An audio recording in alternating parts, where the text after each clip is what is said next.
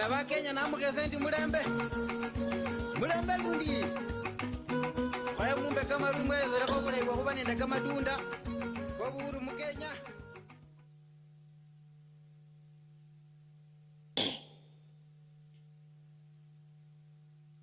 Your Excellency, Dr. William RUTO, President of the Republic of Kenya and Chairman of the Committee of African Governments on Climate Change, Excellencies, Heads of State and Government,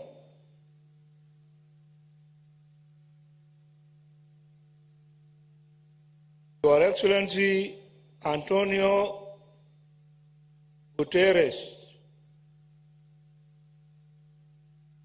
United Nations Secretary General, Your Excellency John Kerry, United States Climate Change Envoy, Your Excellency Dr. Sultan Ahmed Al-Jaber, COP28 President Designate and the UAE Special Envoy for Climate Change,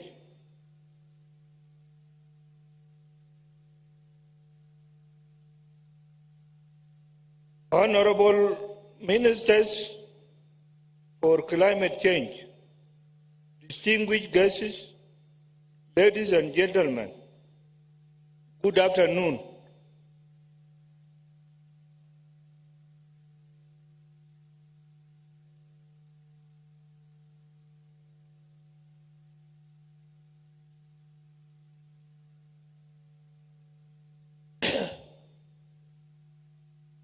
Let me start my remarks by expressing my deepest gratitude to the government and the people of Kenya for the warm welcome and for successfully hosting this first Africa Climate Change Summit. Excellencies, the biggest threat faced by humanity today is climate change. It is a threat whose effects are felt by all. But its causes have their roots in the action of a few. Take Africa for instance. We collectively emit less than 5% of carbon, but we are the most vulnerable region. My country, South Sudan, with tiny emissions, for example, is currently experiencing floods, droughts, heat waves, and irregular rain patterns. We have over 2 million people who have lost their livelihoods as a result of climate change and are in dire need of support. In the face of this reality, we cannot continue to lament about the impact of climate change, nor continue to wait for the financial support that has been promised but not delivered. We must seize this opportunity given to us by this African Climate Summit to come up with additional ways to address the impact of climate change. Why am I calling for additional measures?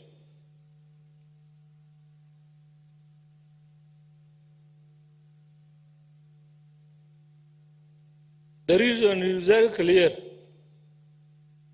The $100 billion that was pledged at the United Nations Climate Change Conference, COP15, in 2009, has not been delivered. More importantly, that amount is not enough because Africa alone requires over $3 trillion to enable, mitigate, and adapt to the climate change. As Africans, we need to understand that transitioning to low carbon economy will come from within, and its path lies in operationalizing the theme of this summit, driving green growth and climate finance solutions for Africa and the world. This is the way to go. Driving green growth will allow us to come up with solutions that will address the financial gap between what was pledged in Copenhagen summit in 2009 and the actual figure needed by African countries to combat climate change. Excellencies, in South Sudan, we are endowed with the natural resources, and the challenges we face as a country are about finding ways to exploit these resources in a sustainable manner. The key question we have always is how do we responsibly exploit these resources in ways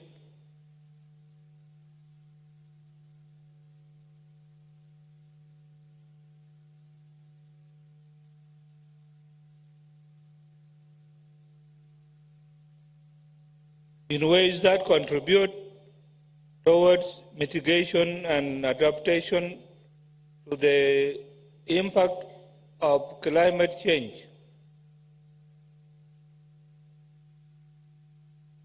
Part of our answer to these challenges lie in aligning our climate change policy with climate action plan that cuts emissions and adapt to climate impact. Presently, South Sudan has developed its second nationally determined contributions with the goal of generating 3,000 megawatts of renewable energy from hydro, solar, with wind, and geothermal gas. This to us is the path to net zero carbon by 2050. On top of this planned path, we aim to embark on climate-smart agriculture to meet our food needs. Apart from changing how we plan our development to mitigate the impact of climate change, we also have a vast potential in carbon trading that can generate further revenue to finance our climate adaptation. Our natural forests and the suit wetlands have the largest capacity to absorb carbon in the world. In fact, I'm proud to say that the suit wetland in my country is the third long of the world. These ecosystems can sequester millions of tons of carbon dioxide annually, and in them lies the potential for carbon trading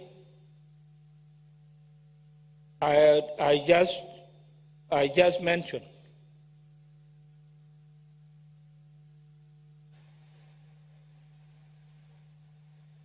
Excellencies, what I have enumerated are steps we can take individually as countries to reverse the impact of climate change.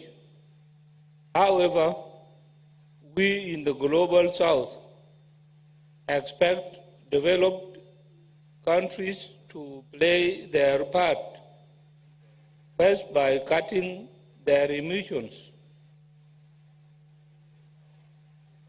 by over 45%, and second, by living their commitment that was made in 2009 in Copenhagen to finance climate adaptation in developing countries. We cannot meet the target of maintaining the temperature rise to 1.5 Celsius by 2030 if the developed countries fail to meet their commitments, both in providing resources to assist with climate adaptation and leading the way in cutting their own emissions. Once again, I congratulate Kenya for successfully organizing the first Africa Climate Summit. I hope that all of us will speak with one voice at COP28 in Dubai. The time for climate action is now. I thank you very much.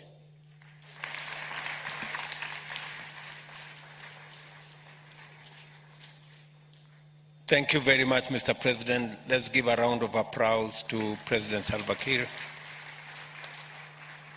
Let me now take this opportunity to request President Macky Sall, the President of Senegal, to make his statement. Your Excellency, you have the floor.